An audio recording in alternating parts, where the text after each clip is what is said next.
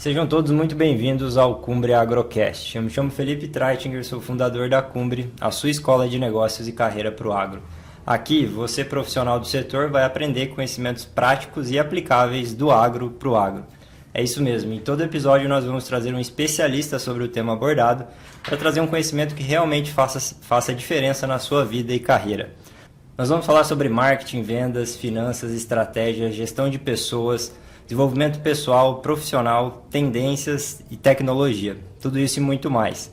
Antes da gente começar esse episódio, eu quero fazer um pedido para você que nos assiste pelo YouTube, para deixar o like nesse vídeo, para se inscrever no nosso canal se você ainda não é inscrito. Se você está nos ouvindo pelo Spotify ou algum outro streaming, para deixar os 5 estrelas aqui para a gente. E não esquecer de ativar as notificações também para ser o primeiro a receber a notificação assim que um novo episódio for lançado. E se você realmente gostar desse episódio, não esquece de compartilhar também com outros profissionais do agro. Esse é o objetivo do nosso podcast, levar conhecimento de qualidade para o máximo de pessoas, de profissionais do setor possível. Dito isso, pessoal, sem mais delongas, vamos para o nosso episódio. Hoje o nosso tema vai ser bem interessante. A gente vai falar sobre tecnologia, digitalização, marketplaces no agronegócio e como esse mercado tem revolucionado a forma de atender o cliente, fidelizá-lo e gerar valor dentro da cadeia produtiva. E hoje nós temos um especialista sobre esse tema aqui. Eu vou usar da minha cola aqui para não esquecer de nada importante.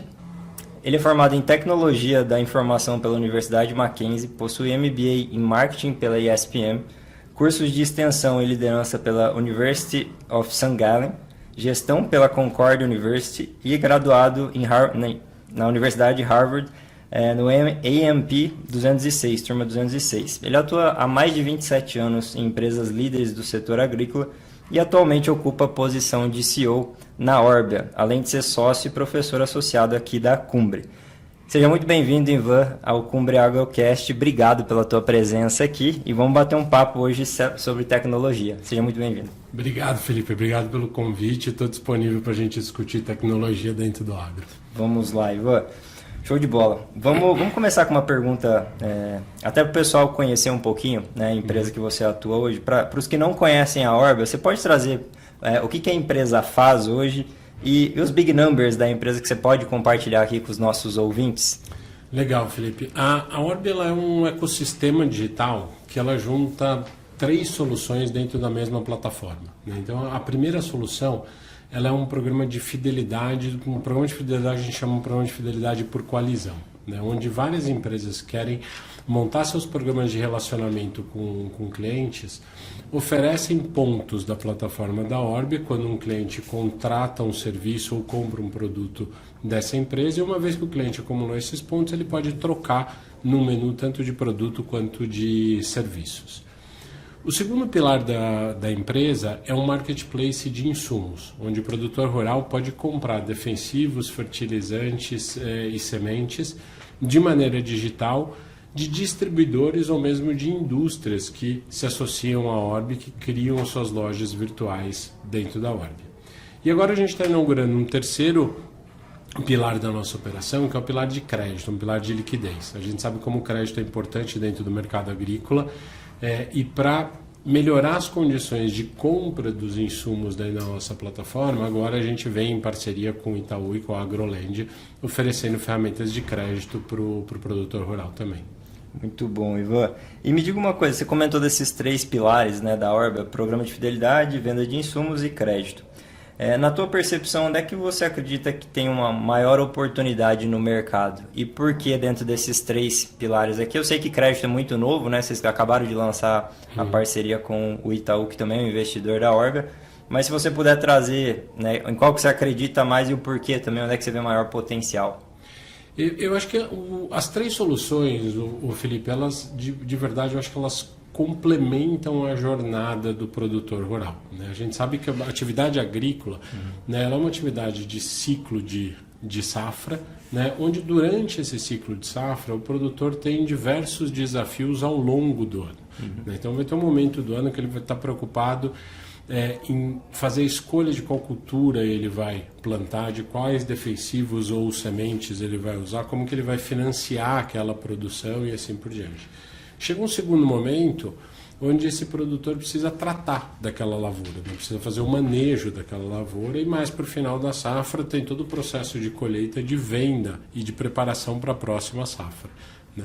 Então, quando a gente fala de um ecossistema como a Orbia, né, a gente não enxerga ou não olha muito para ele como tendo um pilar mais relevante, mas como componentes que ajudam o produtor nessa jornada, né? Se a gente voltar para aqueles 3 pilares que eu estava mencionando no início, um produtor rural ele pode obter crédito na plataforma ali no começo da safra, né? Fazer cotação dos produtos, né, que ele precisa ou que ele está por decidir, fazer a efetiva compra daqueles produtos.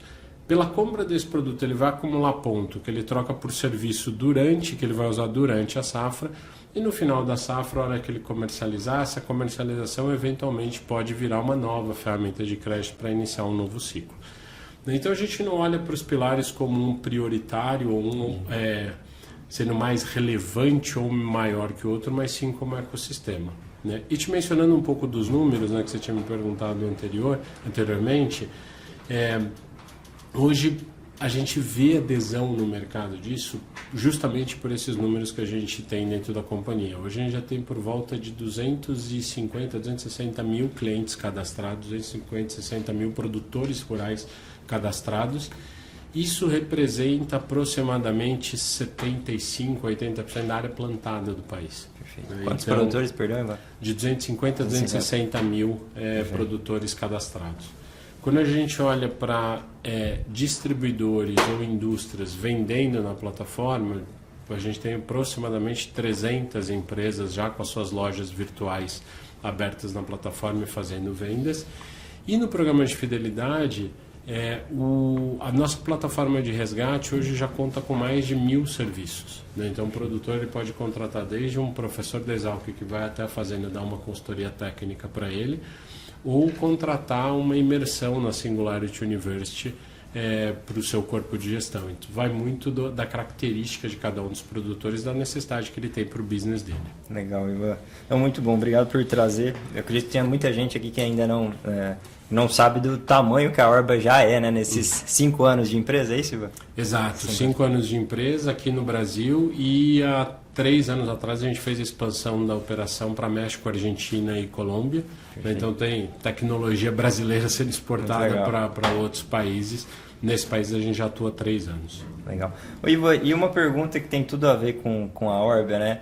E um pouco da tua vivência. Você tem, né, mais de 27 anos de experiência no agro, veio de empresas tradicionais, né, multinacionais do setor, e com esse espírito empreendedor acreditou na Orbia e construiu. A gente vai chegar lá no momento aqui da nossa conversa.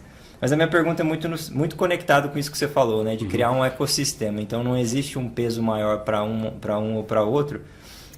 E o que você acredita, aonde você acredita de fato que o mercado digital no agro pode chegar, né? Quando a gente pensa num mercado que é bilionário, trilionário, né, falando de crédito, quantos por cento você acha que nos próximos anos, tem alguma pesquisa que você possa compartilhar para o pessoal? Olha, isso aqui é uma tendência, é muito claro, até para reforçar o posicionamento da Orbia, né, e o que vocês estão fazendo, de fato revolucionando o mercado, né? Então, se puder trazer isso, quanto representa hoje e qual que é a projeção para os próximos anos, se tiver alguma informação para compartilhar. Legal, Felipe. Você sabe, Felipe, que essa é a informação mais difícil de achar, né? Certo. Porque quando a gente fala de digitalização no agro, principalmente digitalização na parte comercial, a gente está falando de uma mudança de comportamento. Perfeito. Né? Quando um produtor faz uma compra na Orbia, na verdade ele está ou em qualquer outro marketplace, na verdade ele está fazendo absolutamente a mesma transação que ele faz no offline, mas usando uma mídia diferente, né? Tem alguns estudos internos ou algumas outras fontes, tem uma pesquisa recente da McKinsey que eles estimam que nos próximos 5 anos, pelo menos 30% do mercado agrícola já vai estar digitalizado, já vai estar fazendo algum tipo de transação digital, né? Mas essa transação digital ela pode ser desde a contratação de um serviço, como o resgate do ponto, uma compra de insumo, obtenção de crédito e assim por diante, né? O que eu acho que reforça muito essa tendência, né, é o número de empresas que vêm investindo na digitalização do agro. Então, se a gente olha para as empresas tradicionais do mercado, tanto de semente quanto de defensivo e fertilizante, né, todas as empresas têm algum tipo de solução de agricultura digital, né, de software de agricultura de precisão para prover para o produtor rural. Né. Há os ofertantes tradicionais de crédito dentro do agro, que era o Banco do Brasil, Sicoob, Sicredi, como novos entrantes na oferta de crédito, como os grandes bancos, Itaú, Bradesco, Santander, também com plataformas digitais para oferecer crédito no agro. Então, o que a gente vê isso cara, essa adoção por parte do produtor para pelo menos alguma etapa do ciclo dele de safra e um investimento massivo de grandes empresas que tradicionalmente atuam no agro, tentando digitalizar os seus processos, né? Eu não acho que esse é um movimento tão diferente do que aconteceu em outros mercados. Se a gente olha para o mercado bancário, né, a gente costumava, você não, que você é novo, mas eu costumava ir em agência. Eu lembro. E hoje em dia a gente faz tudo pelo app. Né? Quando a gente fala de compra e de consumo, mesma coisa. A gente rodava 2, 3, 5 lojas para ver onde que a TV estava mais barata. Hoje em dia você consegue fazer, você nem pensa em sair de casa para comprar uma televisão, um refrigerador, alguma coisa nesse sentido. Então é um movimento, para mim, natural, que já chegou em outros mercados e vai chegar, né, chegará também no agro, ainda mais com o perfil de produtor que a gente tem aqui no Brasil, que embora as pessoas achem o contrário, é um produtor rural super tecnificado. Se a gente olha dentro da fazenda, o tanto de tecnologia que tem empregada, né, na produção de 1 hectare de soja ou de milho, né, é muito maior do que, eventualmente, até empresas são consideradas high-tech e não usam tanta tecnologia quanto um produtor. Perfeito. E tem outro ponto, né? Aqui no Brasil, comparativamente a Estados Unidos e Europa, o produtor, tomador de decisão dentro das fazendas tem ficado cada vez mais jovem, né? E a gente tem muito claro, né, que essa geração mais jovem ela é mais adepta à tecnologia, né? Então, por mais que a pessoa não acredite em algum ponto do que a gente está conversando aqui, o que é um fato, né, que eles estão ficando mais jovens e que é um fato que essa nova geração ela é mais adepta à tecnologia, é meio que os sinais, né? Você está olhando os sinais e está caminhando, construindo uma empresa que está alinhada com isso, né? É a minha percepção, pelo menos, né? Naturalmente isso vai acontecer, né? Eu acho que tem um fator importante aí, Felipe, que essa nova geração, né, pode até ser que eles não estejam tão inclinados a usar a tecnologia num primeiro momento, mas pelo menos eles não têm medo de usar a tecnologia, né? Eu sempre faço uma brincadeira que é o seguinte, assim, eu nunca tive medo de geladeira, porque quando eu nasci já tinha geladeira em casa. Certo. Né? Então é uma tecnologia que a gente já conhecia. Só que eu fui ligar o primeiro computador na faculdade. E eu liguei o primeiro computador com medo de quebrar aquilo, até você pegar a fluência. Né? Eu acho que a adoção de qualquer ferramenta digital, ela passa um pouco por isso. Né? Se a gente partir de uma geração que pelo menos não tem medo de usar a tecnologia, que já está usando tecnologia para todos os outros aspectos da vida dele, né, sem sombra de dúvida, essa taxa de adoção deve crescer nos próximos anos. E na tua visão, a gente está num momento, naquela curva de early adopters, inovadores, maioria inicial, em que momento que a gente está aqui em tecnologia e digitalização? Se a gente olhar para a parte, principalmente para a parte da parte comercial das transações digitais, né, como obtenção de crédito, compra de insumo, né, sem sombra de dúvida a gente está no início dessa jornada.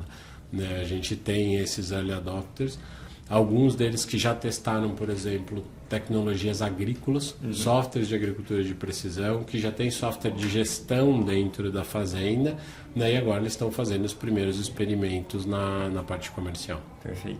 E com certeza dentro da empresa vocês também têm aquela... Talvez essa métrica deva funcionar muito bem para a Orbia também, né? Quantas pessoas, quantos usos o usuário teve dentro da plataforma, né? Depois de tantos usos, você sabe que aquela pessoa ela vai continuar, né? Tem essa métrica também, esse KPI que vocês acompanham lá para saber se ele vai continuar lá dentro, né? Que existe na maioria das empresas de tecnologia, né? Quando você tem um uso recorrente. Sim, a gente acompanha isso. O que eu acho que tem, né, no nosso caso, eu acho que em qualquer empresa que está no setor agro, né, a gente sempre precisa fazer uma adaptação desses KPIs se a gente considerar que a gente trabalha no prazo safra, Sim. né? Que a gente Um ano, trabalha num ciclo. Né? E não vai ficar acessando toda hora, né? Exato. Então, assim, para você medir recorrência de compra, você precisa de pelo menos 2 safras. Né? Você vai vender qualquer produto de consumo, você mede recorrência de compra que sai em semanas ou até em dias, dependendo de qual o produto. Né? Então, esses sinais, né, de engajamento ou de abandono na plataforma, eles demoram um pouquinho mais para aparecer, mas a lógica é a mesma. Perfeito. A lógica é a mesma. Não, muito bom, Ivan. E assim, na tua visão, né, pensando em digitalização agora, vamos trazer um pouco mais amplo, né? Você acredita que as empresas que não se digitalizarem, não inovarem, né, e trabalharem do lado com a tecnologia, estão fadadas à estagnação e a desaparecer, igual aconteceram já em alguns casos em outros setores, né? Qual que é a tua visão em relação a isso? Cara, embora eu tenha histórico de tecnologia, seja formado em tecnologia, passei muito tempo trabalhando em marketing, agora voltei a trabalhar com tecnologia. Felipe, eu acho que eu caracterizaria isso mais desde o ponto de vista de inovação e eficiência do que em tecnologia pura. Perfeito. Né? Para mim, sem sombra de dúvida, uma empresa, né, que não inova e não busca eficiência, ela sim está fadada a desaparecer ou ter dificuldade dentro do mercado. Né? A tecnologia, para mim, ela vem como uma ferramenta para isso. Né? Ela vem como uma ferramenta para você inovar e uma ferramenta para te dar eficiência. E eu diria até começando pela eficiência. Né? Cara, você imagina te dar um exemplo de onde a tecnologia pode usar. Você imagina um produtor rural, e é super natural no produtor rural fazer cotação dos produtos do início da safra. Né? Esse produtor ele tem ou que mandar 10, 12 mensagens de WhatsApp para cada vendedor que ele conhece, sim, ou fazer 10, 12 ligações, ou visitar as lojas ali na região para fazer essas cotações, depois consolidar toda essa cotação, ver qual que é a melhor a combinação mais efetiva para ele, para depois fazer a compra. Né? Hoje na Orbe, e aí pegando um exemplo de uma dessas ferramentas que a gente tem uma ferramenta de cotação. O produtor entra na nossa plataforma, passa a lista de produtos que ele quer comprar e espera a cotação chegar para ele. Né? A nossa tecnologia, o nosso time entra em contato com todos os sellers, pega os preços, organiza essas cotações e devolvem para o produtor, eventualmente já com algum tipo de oferta de crédito. Perfeito. Né? Então, isso é um exemplo pequeno de como a tecnologia pode ajudar a eficiência. Né? E uma empresa que é mais eficiente, né, um executivo que é mais eficiente, ele pode dedicar o tempo dele para olhar para algum trato agronômico que ele precisa ajustar, né, para alguma outra ferramenta de gestão que ele precisa implementar e assim por diante. Né? E eu acho que com isso, né, com essa fluência, com esse uso de tecnologia, vai aparecendo espaço para inovação. Você não tem mais que investir tempo, né, para cotar em 12 lugares. Né? Aquele tempo que sobra pode servir para pensar em alguma coisa nova dentro do negócio dele. Perfeito. Não, muito legal essa visão, Ivan. E, bom, trazendo um pouquinho aqui da tua... Eu acredito que você, Ivan, eu percebo essa característica em ti, eu te conheço há alguns anos. Você tem uma mentalidade empreendedora, né? Até pela tua migração de uma grande empresa para empreender com a Orbe, eu quero que você conte um pouquinho também de como é que foi isso.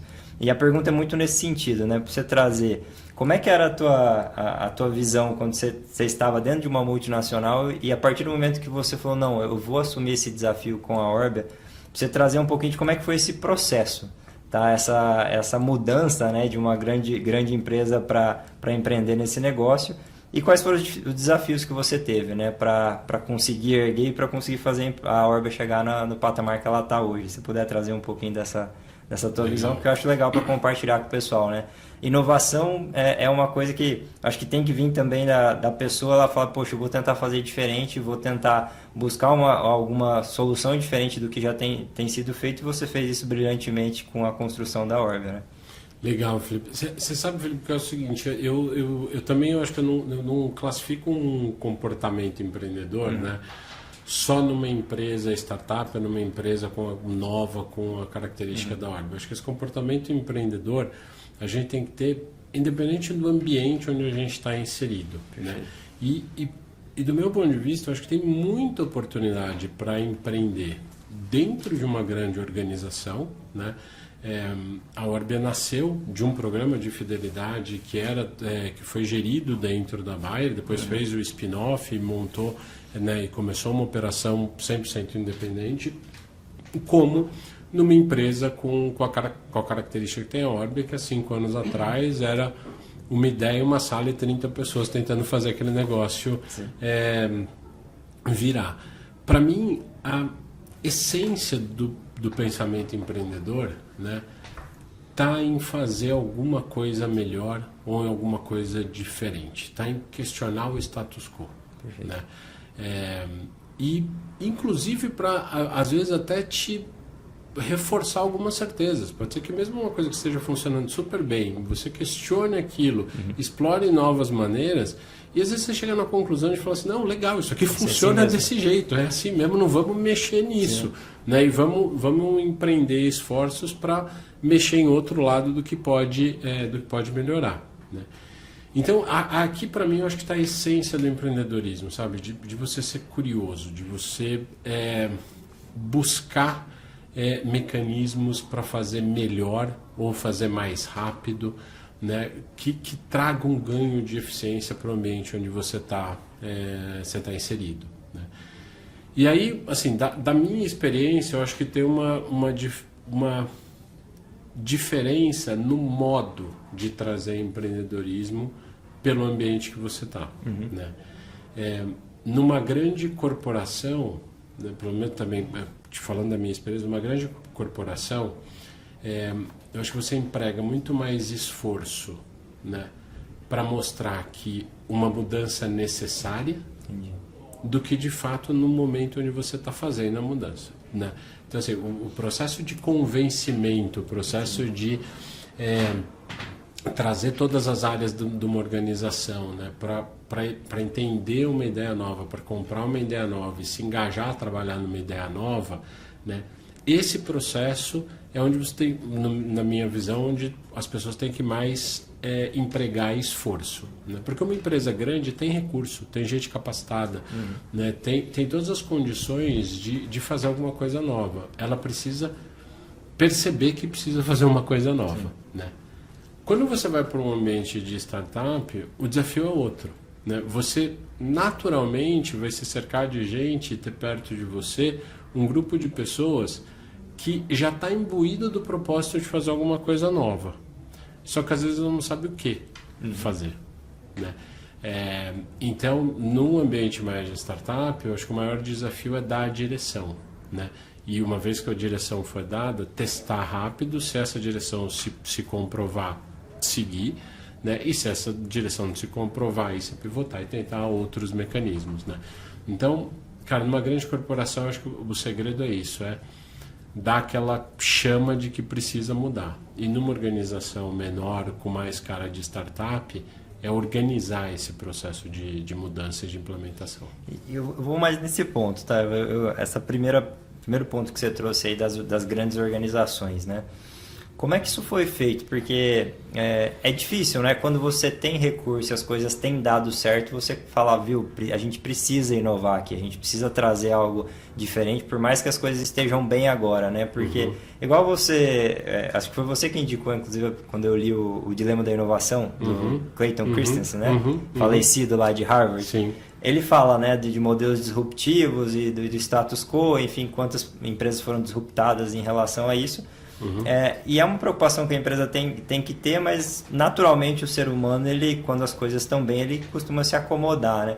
Como fazer isso dentro de uma organização tão complexa, né? Quando a gente fala de empresas grandes, que você tem vários níveis hierárquicos, você tem várias linhas de comunicação e é um negócio exponencial. Quando você está falando de 1000 pessoas, você tem não sei quantas dezenas de centenas de milhares de comunicações que podem acontecer para você orquestrar isso. E uma Orbia que era uma salinha, igual você falou, era um projeto, uma ideia na tua cabeça e o programa de pontos de fidelidade da Bayer se tornar de fato uma spin-off, um negócio mais independente, que tem outros braços, inclusive agora, de outras grandes empresas do setor, né? Como é que foi esse processo aí? Me traz um pouquinho sobre isso. Então, cara, esse conceito é muito legal, é um conceito que hoje em dia eles estão chamando, tem toda essa literatura do Clayton Christensen, tem uma literatura também do Michael Tuchman, que ele fala da ambidestria das organizações, né? De como é que uma organização mantém o seu core business, mas não perde a capacidade de inovar, né? Eu acho que para mim tem uma primeira regra de ouro, que é o seguinte, né? A inovação, ela pode até ter potencial futuro de substituir o core business atual, né? Mas enquanto quem paga a conta é o core business, não dá para estragar o core business. Sim. Né? E eu acho que esse, para mim, eu acho que é um primeiro ponto que as pessoas que estão em grandes corporações precisam entender, né? Cara, você não vai conseguir colocar uma ideia nova em prática se essa ideia nova em prática vai colocar em risco o que está dando certo, o que está funcionando e o que está pagando a conta, né? Então, eu acho que essa é a primeira coisa que as pessoas têm que perceber. Cara, o que está dando certo, o que está pagando a conta, é responsabilidade da empresa manter, né? Porque aquilo é que dá rentabilidade para a empresa, aquilo que traz caixa justamente para a empresa poder investir na inovação, né? Então, assim, não adianta querer disruptar de cara, esquece, né? Você tem que manter o core business, né? A hora que você está com o seu core business blindado, né, e tem recurso, aí eu acho que vale a pena separar parte desse recurso para testar coisas novas, né? Para testar maneiras novas e testar pequeno, né, com risco controlado. E uma vez que esse negócio comece a se provar, aí você vai colocando mais dinheiro nisso, né? Cara, contar também um pouco da minha experiência. Eu liderei a área de acesso ao mercado da Bayer por quase 10 anos, né? E eu tinha uma equipe que a gente era responsável por cuidar de todo o relacionamento com distribuidores, com clientes, com cooperativas, né? Cuidar de todas as rotas de acesso ao mercado. E a gente tinha budget, cara, para fazer as ações tradicionais, né, de fomentar dia de campo, pagar os programas de rebates, esse tipo de coisa, né? Quando a gente pensou que poderia ter uma maneira diferente de se relacionar com o produtor rural, que era o programa de fidelidade, né, a gente não pediu recurso adicional para fazer isso. Foi o mesmo time com a mesma quantidade de grana. A única coisa que a gente fez foi redirecionar, rebalancear esses investimentos, onde a gente garantia que o core business ia continuar, né? E esse time imbuído do propósito, cara, trabalhou um pouco a mais, gastou um pouco menos de dinheiro com o que era tradicional para alocar um pouco de grana para fazer, né, o programa de fidelidade. A hora que isso foi tomando corpo e a gente conseguiu mostrar para a organização que aquilo estava trazendo resultado, estava trazendo mais retenção de cliente, estava aumentando o ticket médio dos clientes que estavam engajados no programa, aí a gente começou a escalar isso dentro da empresa, né? Um outro exemplo, cara, que eu vi recente nesse curso que eu acabei de fazer, que é o caso da Enel na Europa, né? A Enel sempre foi uma empresa que estava, cara, uma empresa italiana originalmente focada em geração de energia de combustível fóssil, né? E é o combustível fóssil que pagava a conta. No caso da Enel, o que eles fizeram é o seguinte: eles criaram um outro time específico, num escritório separado, sem ter que passar por todos os processos burocráticos de uma empresa de combustível fóssil, para começar a olhar para a energia renovável. E a hora que o negócio começou a tomar corpo, né, aí eles tombaram a organização com a galera que tinha criado essa história de energia renovável para liderar a organização. E eles continuam fazendo essas ondas, né? Ainda entrou em distribuição de energia. E esse processo de entrar em distribuição se deu da mesma maneira. Você tinha um time separado, olhando não só para geração de energia, mas para distribuição. A hora que o business de distribuição virou relevante, você tomba isso dentro da organização grande. Né? Então você pode fazer, cara, dentro do time, né, com tempo exclusivo, ou você pode fazer com times separados, em ambientes separados, para trazer os dois. O importante é manter essa ambidestria dentro das empresas. Sim. Não, e era isso que eu ia perguntar, inclusive, né? Se era o mesmo time, se você tinha o mesmo time olhando para essas duas vertentes na época, ou se era separado. Você falou que era junto, né? Pelo menos no meu caso, no começo era o mesmo, e daí quando teve resultado aí teve. Você conseguiu... Mas tem casos de empresas, cara, que são times separados, e tem casos de empresa que, inclusive, ficam em lugares separados, né? Eu acho que, cara, essa proliferação que a gente teve de hub de inovação, né? Eu acho que, se bem usado, né? Serve inclusive para isso, né? Para você deixar um time ali dedicado para olhar porque é novo, né? Uma coisa importante, né, também, o Felipe, e que eu acredito muito, né? Não é porque você está testando alguma coisa nova que você tem licença para não entregar resultado. Sim. Né? Tem gente que acha que sim, né? Tem gente que acha que sim. Né? Durante muito tempo, cara, só porque uma empresa era startup, achava que não precisava dar lucro. Era só captar, vai captando. Era só captar e gastar dinheiro de investidores. Não, a gente está validando o modelo de negócio e fica 10 anos. 5 validando o modelo de negócio. Torrando dinheiro de fundo de investimento. Queimando o dinheiro do investidor. Né?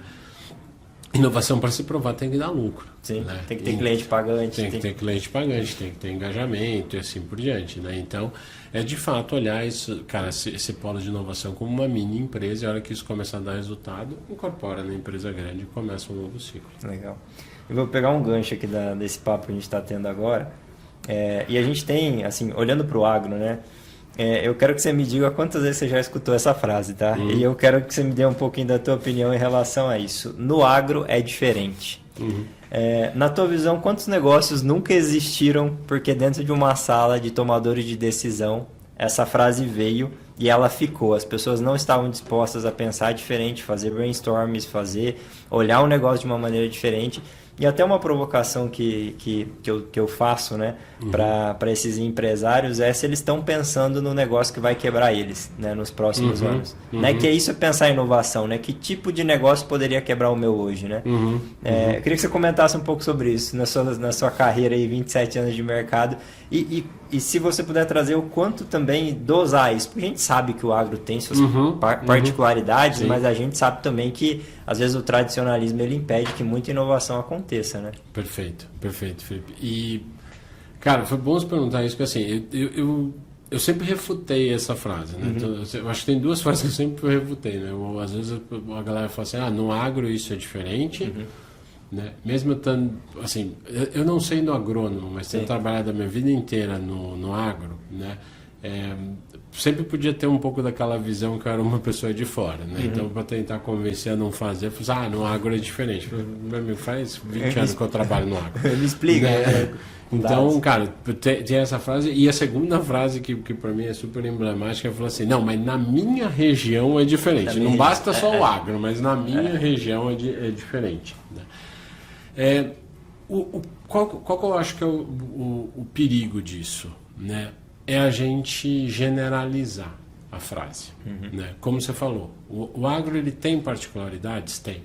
A gente acabou de mencionar uma aqui no início da nossa conversa. Né? Se eu vou medir recompra de um cliente, eu não consigo medir recompra de cliente como a Amazon, como qualquer empresa, como o Magazine Luiza, a MED, a cada 2, 3 semanas. Né? Eu vou ter que esperar 2 safras para medir recompra do cliente. Né? Os tempos de adoção de tecnologia pode ser que sejam mais longos, porque o produtor ele testa uma tecnologia numa parcela menor, na outra safra ele testa numa parcela maior, depois ele adota para a fazenda inteira. Né? Porque esse cara ele pega um caminhão de dinheiro que ele não tem em terra, literalmente em terra, né? Cuida daquilo, espera crescer, colhe, vende para sair pagando tudo que ele pegou de empréstimo e ter o lucro dele. Então, é um ambiente que está mais avesso a risco. Então, sim, tem um pouco de particularidade, né? De como se oferece crédito, né? Não é um crédito tradicional, sempre tem um crédito com garantia, esse tipo de coisa. O problema que eu falo da generalização, né, é que E também dando um exemplo do que eu enfrento hoje, do que a gente vê hoje. Eu falo assim, o pessoal nunca vai comprar químico porque nunca vai comprar insumo online porque o insumo é uma venda técnica. Né? E daí eu sempre pergunto, eu falo assim, cara, o que tem de técnico para vender glifosato 2,4-D, atrazina e cletodin? Você está me falando de uma semente de última geração, de um programa, de um produto biológico que precisa montar campo demonstrativo, esse tipo de coisa, cara, perfeito. Sim. Aqui é uma particularidade. Agora, para vender um produto genérico, conhecido no mercado, que há 30 anos cara, existe, todo mundo sabe como usa, qualquer agrônomo tem certeza de como fazer a recomendação técnica daquilo, tem propriedade para fazer a recomendação técnica daquilo, né? É uma commodity. Aquilo sim pode ser, sabe, vendido da mesma maneira. Se a gente e isso que é um pouco, né, que o povo fala assim, no agro é diferente. Cara, no agro não é diferente. Olha para o mercado farmacêutico, né? Você não precisa de prescrição médica de um super doutor, esse tipo de coisa, para te receitar aspirina. Sim. Para te receitar dipirona, né? Isso todo mundo sabe. Né? Agora sim, para um remédio oncológico, oftalmológico que é super específico, aí provavelmente você não vai conseguir vender na web. Né? Então, essas particularidades elas existem em todo o mercado. Generalizar isso no agro, aí para mim sim dá uma funilada na visão das pessoas que estão no agro e deixa mais fechado para a inovação. Perfeito. Muito bom, Ivan.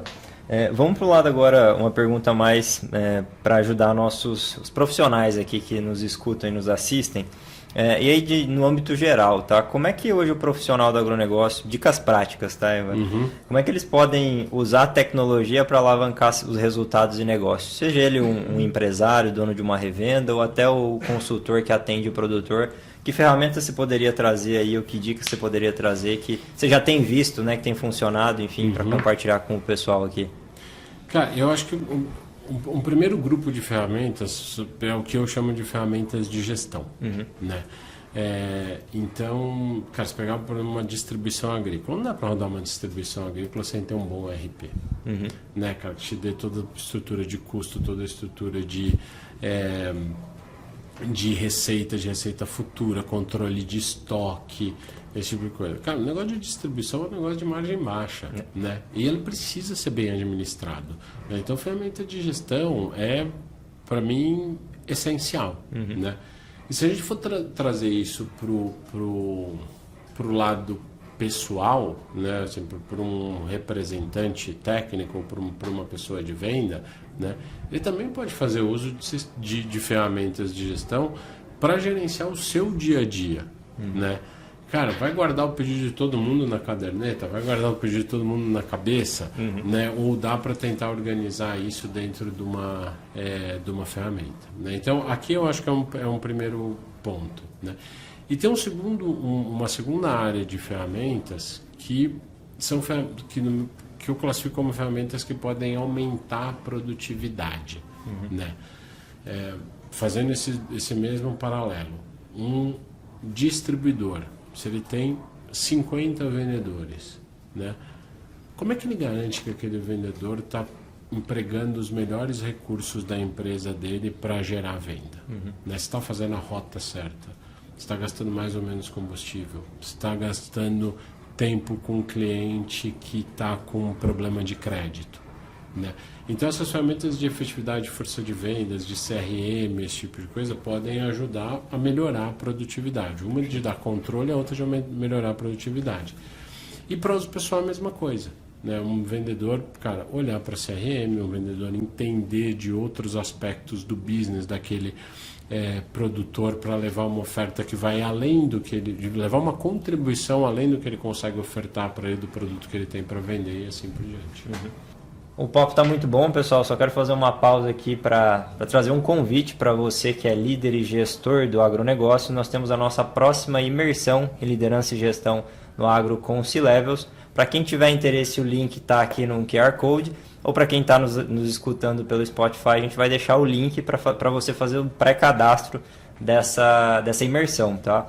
o nosso time vai entrar em contato com você e você sendo qualificado, fazendo sentido para o teu momento, a gente vai evoluir para te apresentar essa proposta, tá? Fica aqui meu convite para todos que estão nos escutando aqui.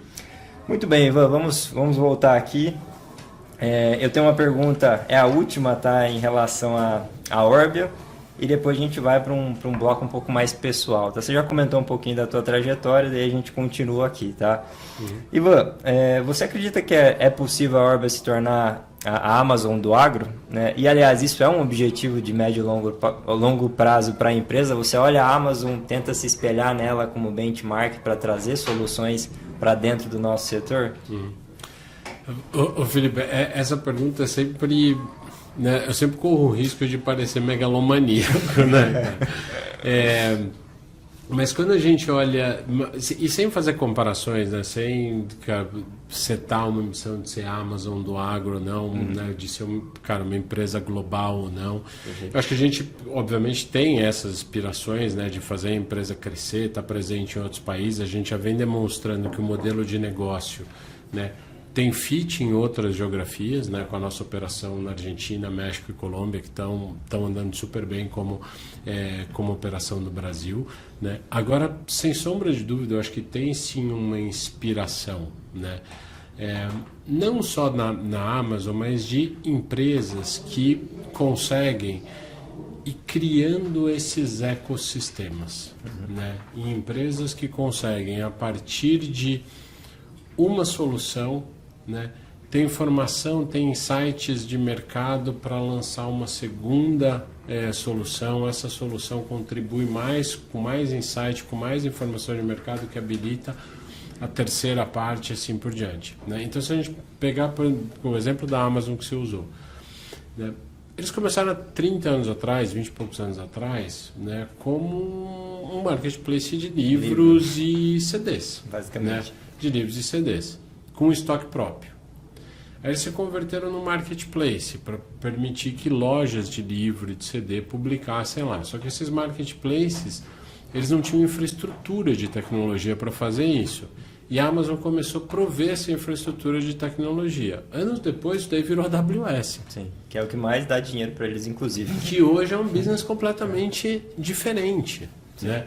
Na história de vender filme, começou a ter uma mudança no mercado, eles já tinham a tecnologia, os filmes começaram a migrar para streaming, eles montaram o Amazon Prime. Né? E do Amazon Prime, agora eles montaram um estúdio para produzir conteúdo. Né? E cada novo negócio que a Amazon foi colocando no pipeline dela, isso começou a gerar mais informações, né, que possibilitaram a abertura de um negócio novo. Né? Cara, um exemplo de uma empresa nacional que eu estava vendo esses dias, inclusive foi um dos temas de uma das aulas aqui da Cumbre, né, é o próprio Serasa. O Serasa ele começou com um birô, né? Todo mundo quando pensa em Serasa fala assim, pô, vamos entrar lá para ver se está com o nome sujo. É isso aí, né? Primeira coisa que vem na cabeça. Primeira coisa que vem. Né? A partir do momento disso, né, eles começaram a intermediar na renegociação dessas dívidas, porque eles sabiam quem devia, quem era o credor, começaram a intermediar a renegociação. Eles começaram a ver quem é que fazia uma renegociação e pagava, e daí eles começaram a criar o cadastro positivo. Né? E hoje o Serasa está dando crédito, está virando um marketplace de crédito, com as informações que ele foi montando. Então, acho que um pouco da inspiração e do potencial da Orbia é isso. Né? Quando as pessoas me perguntam onde é que a empresa pode chegar, a resposta é que eu não tenho mais remota ideia. Né? O que eu sei é que ela pode ser de fato, ela pode ser muito grande, ela pode ser global e ela pode cada vez mais ir expandindo esse ecossistema de serviços ao produtor rural. É aquilo que você falou, né, Ivan? No fim das contas, um negócio ajuda a alimentar o outro. Como você é digital, você tem uma base de dados, mas a minha percepção é que empresas que tiverem dados, né, é o novo petróleo, né, nessa geração que tem internet, comunicação, APIs para tudo, né? E você vai ter informação, né? Você vai ter informação, você pode criar outros negócios análogos, né, plugados de fato. E daí eu digo que é difícil, né, para concorrência, porque quando você tem uma cadeia de valor que não é copiável, né, você não tem um negócio isolado, eu acho que isso dá uma fortaleza para o teu negócio expandir globalmente e querendo ou não, vocês estão na dianteira, né, dentro desse negócio, dentro desse business de marketplace, no nosso setor pelo menos, né? Eu acho que nesses modelos de negócio, Felipe, eu acho que até vai um passo atrás, eu não sei nem se é difícil para a concorrência. Começa a ser difícil você determinar quem que é a concorrência. É verdade. Né? Se a gente fizer esse paralelo que a gente estava fazendo com a Amazon, né? Quem que é o concorrente da Amazon hoje? Né? A Netflix ela é concorrente no estúdio e no streaming, mas não é na AWS. Sim. Ela é Google, cliente talvez da AWS. É cliente da AWS. A Google ela é concorrente nos serviços de tecnologia, mas não é concorrente no marketplace. Né? Então começa a ser difícil, inclusive, você determinar quem que é a concorrência. Né?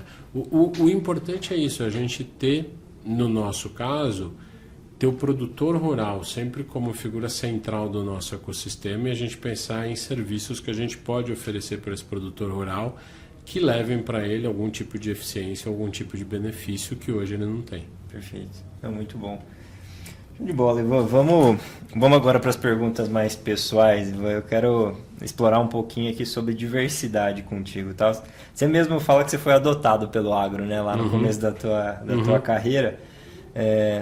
E eu queria que você falasse um pouquinho sobre isso, né? Como é que você vê hoje outros profissionais de outros setores entrando dentro do agro, né? Eu falo que quem tá fora e entra depois não sai mais, né? Foi o teu caso aqui também, eu já escutei isso muitas vezes, inclusive em conversas que eu tive. Eu queria que você trouxesse um pouquinho dessa tua visão sobre diversidade. Eu sei que a Orbe ela é muito diversa.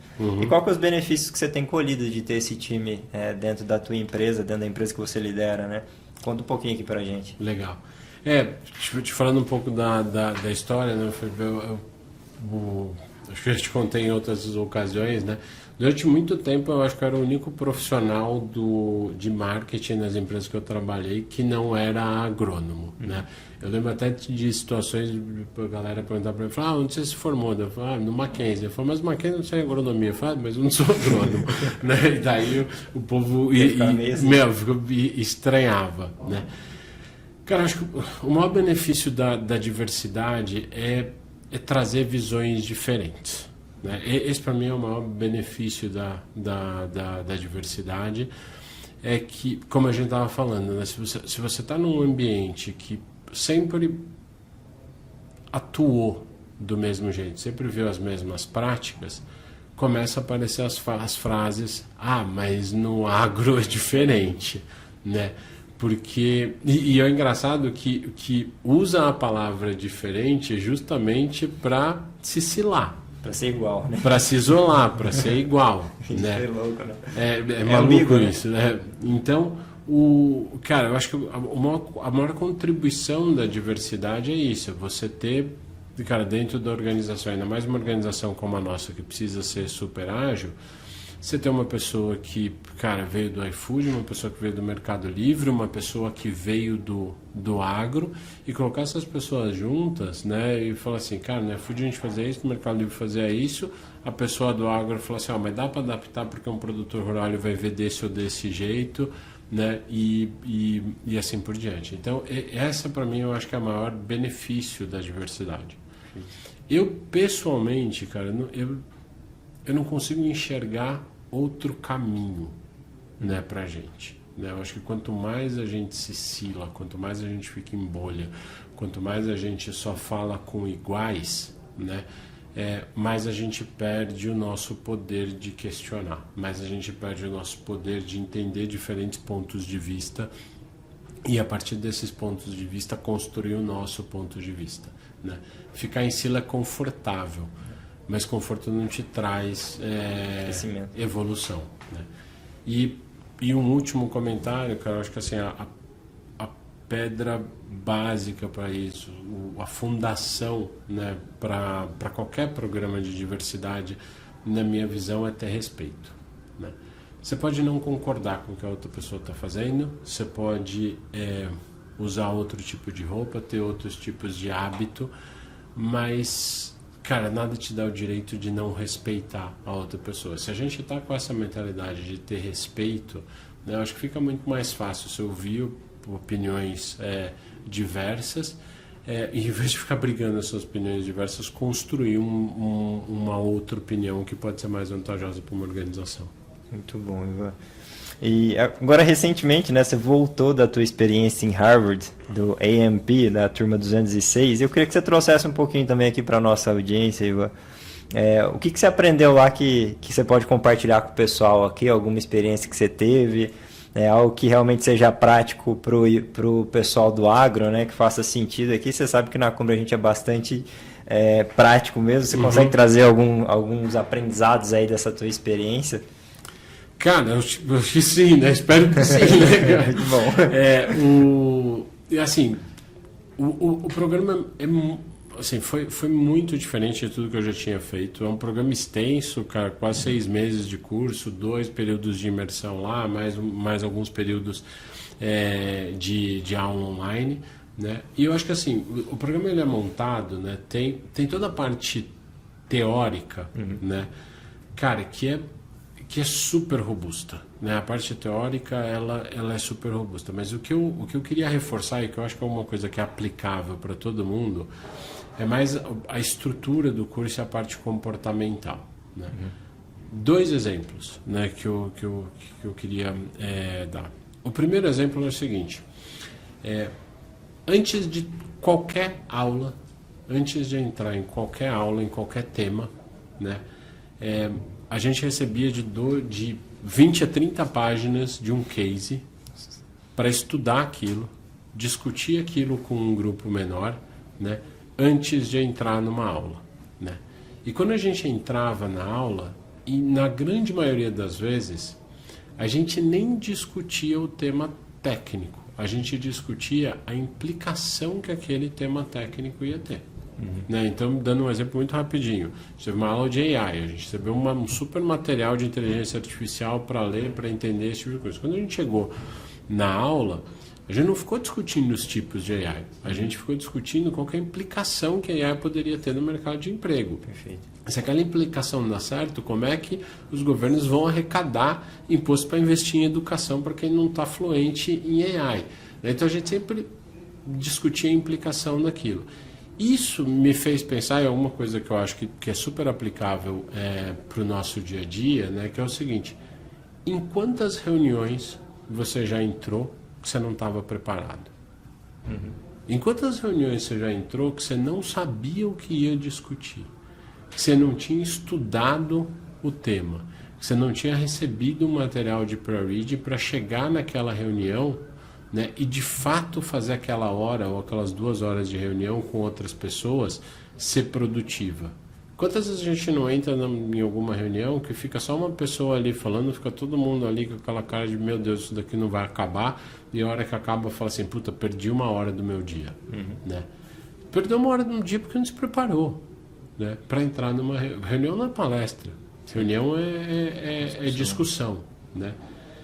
Eu acho que isso é o primeiro aspecto. E o segundo aspecto, né, que eu acho que está super conectado com o que a gente tinha conversado antes, né, que é a riqueza da diversidade, né? A gente ali no curso era dividido em grupos menores, né? Você tinha ali a turma grande, ia para a sala de aula na turma grande, mas todas as discussões antes da sala se faziam em grupos menores, em grupo de 8 pessoas, né? No meu grupo tinha o presidente de um banco do Sri Lanka, um general do exército de Israel, o presidente de uma empresa de telecom na Filipinas e o presidente de um banco cooperativo que atendia o agro nos Estados Unidos, né? Essa diversidade de perspectiva é absolutamente rica, né? A maneira com que, o que a gente entende por ética aqui é diferente do que a gente entende por ética em outro lugar do mundo, né? A maneira com que os temas são tratados em cada lugar do mundo é o que fazia a a discussão ser mais rica, de ouvir essas perspectivas. Obviamente, você está fechado para ver as perspectivas, você vai ficar no seu mundo e falar, esse povo está tudo muito louco. Agora, na hora que você está aberto, você consegue olhar e falar assim, pô, nunca tinha pensado por essa perspectiva, e na realidade dele isso faz sentido. Isso deixava as discussões muito mais ricas do que só ler um material. Muito bom. Ivan, última pergunta para depois a gente ir para o bate-bola aqui rápido, tá? Para o encerramento também, para a gente não passar muito de 1 hora, que o pessoal deve estar chegando no destino, deve estar terminando a academia. Então, se você fosse começar hoje a estudar, Ivan, sobre digital, marketplaces, toda essa aplicabilidade dentro do agronegócio, imaginando que você não sabe o que você sabe hoje, tá? Então, você é zero, assim, eu sou um consultor de uma revenda, nunca estudei sobre isso, quero aprender porque estou vendo a importância que isso tem, realmente é uma tendência. Que dicas práticas ou que orientações você poderia trazer para esse profissional, para ele começar a se preparar, né, para esse mercado, para a digitalização, para entender um pouco mais de como isso vai funcionar nos próximos anos? Legal. Cara, eu começaria, o Felipe, não pela tecnologia, mas eu começaria pelo problema. Perfeito. Né? Eu acho que, cara, todo mundo tem algum problema para resolver. Todo mundo tem algum pepino, tem alguma coisa que incomoda, tem alguma coisa que acha que pode fazer melhor e mais eficiente, né? Então eu começaria pelo problema, por identificar o que de fato é esse problema, e aí eu começaria a pesquisar tecnologias que podem me ajudar nesse problema, né? Porque isso, mais do que te dar fluência na tecnologia, vai te dar fluência em como aplicar a tecnologia, né? E eu, de verdade, mesmo sendo formado em tecnologia, eu não acredito em tecnologia por tecnologia. Tecnologia tem que estar a serviço de alguma coisa, né? Tecnologia tem que estar a serviço de algum objetivo maior, né? Uma outra história rápida para falar disso, né? Teve uma época que o pessoal chegou para mim e falou assim, a gente tem que começar a pesquisar blockchain para, cara, olhar para fazer toda a traçabilidade dos contratos de barter, para lá no final assinar o contrato de barter. Eu falei, tá bom, gente, e se a gente assinar o contrato de barter pelo DocuSign, tem a mesma validação jurídica? Tem. Então a gente não vai... Né? Isso não é um problema. Isso não é um problema, né?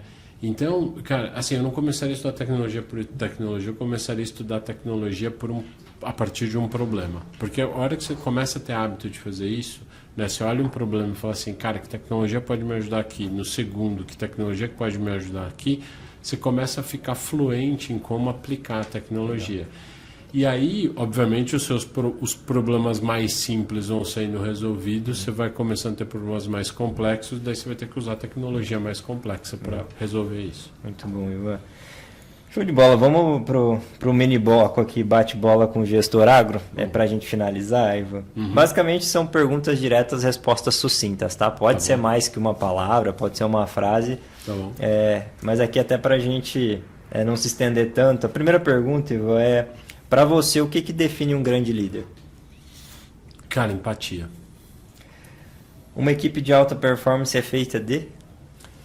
Gente que é compromissada, que está imbuída de um propósito.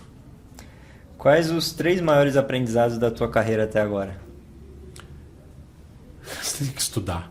Tem que estudar. Você tem que saber o que você está falando, né? Você tem que ter empatia, entender qual que é a dificuldade do outro, né? E tem que dar resultado. É isso. Tem que dar resultado. Time de alta performance não entrega resultado, não é o time de alta performance. Dá resultado. Né? Muito bom. Eu contrato pessoas para o meu time que tenham boa índole e vontade. A parte técnica ensina, né? Óbvio, você pode contratar técnico para acelerar, mas, cara, se tiver boa índole, vontade, desejo de se imbuir num propósito, é o que diferencia. Muito bom. Feedbacks, na minha visão, são? Provas de amores. Cara, enquanto alguém tá virando para você e falando, cara, alguma coisa que você pode melhorar, porque aquela pessoa ainda se preocupa com você. A hora que ela deixar de te dar feedback é quando você devia se preocupar. Perfeito. O livro de maior impacto na tua carreira foi qual? Cara, tem um que eu li recente, que é O Estrategista, da Cynthia Montgomery. e O Dilema da Inovação, do Clayton Christensen. Esse é muito bom. Eu já li. Agora eu vou ler o outro que você indicou, né? O Estrategista. O Estrategista, da Cynthia Montgomery. Acho muito bom, Ivan. Estamos finalizando aqui nosso episódio, Ivan. Quero te agradecer de verdade. Obrigado pela presença aqui, pelo bate-papo. Quero deixar também aberto, caso você queira deixar aqui redes sociais, como é que o pessoal pode te encontrar, como é que eles podem saber mais sobre a Orbia também. Se alguém quiser trabalhar contigo, como é que faz, conta aí pro pessoal, pode falar até para a câmera, fica à vontade, tá? Legal, Felipe, obrigado. Eu queria também te agradecer pela oportunidade, deixar aqui para vocês, pessoal, meu contato é Ivan Moreno no LinkedIn, o endereço da Orbia é www.orbia.ag, lá tem todos os nossos canais de contato, mas fiquem também à vontade para me acessar direto no LinkedIn, no Ivan Moreno. Tá bom? Show de bola, gente. E para você também, pessoal, que ainda não nos segue nas redes sociais, Cumbre Agro, LinkedIn, Instagram. Não deixe de ativar as notificações no Spotify. Não deixou o like, deixa agora, que foi muito bom. Eu aprendi demais aqui com o Ivan, tenho certeza que você também. Pessoal, a gente fica por aqui. Até o próximo episódio. Um abraço a todos.